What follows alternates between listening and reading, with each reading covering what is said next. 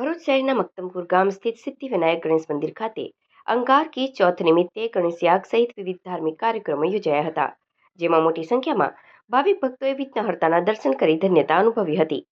મંગળવાર અને ચતુર્થીની તિથિ હોવાથી તેને અંગાર કી ચોથ કહેવામાં આવે છે। આ દિવસે આવતી ચોથ ગણેશ ભક્તો માટે વિશેષ મહાત્મ્ય ધરાવે છે।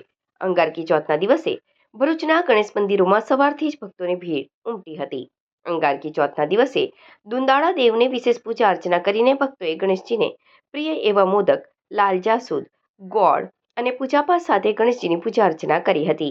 ત્યારે ભરૂચના મક્તમપુર ગામ સ્થિત સિદ્ધિવિનાયક ગણેશ મંદિરમાં પણ પૂજા અર્ચના સહિતના વિશેષ ધાર્મિક કાર્યક્રમોના આયોજન કરાયા હતા, જેમાં વહેલી સવારથી ગણેશ યાગનું આયોજન કરવામાં આવ્યું હતું। ગણેશ યાગમાં બેસેલા યુગલોએ પૂજા અર્ચના કરી હતી।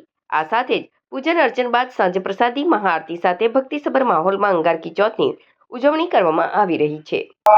ગણેશાય નમઃ। જય ગજાનંદ ગણપતિ મહારાજ की जय। આજનું મારું નામ સંજય શાહ, ગણપતિ સિદ્ધિવિનાયક ગણપતિ મંદિર મક્તમપુર ભરૂચ।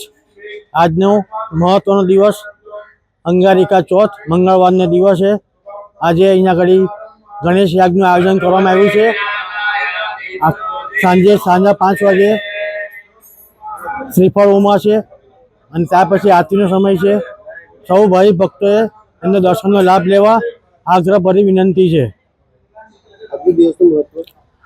આજે અંગારિકા ચોથ એટલે ગણેશજીનું આહવાન કરવાનું અને 21 ચોથનું પૂનમ મળે છે તમને।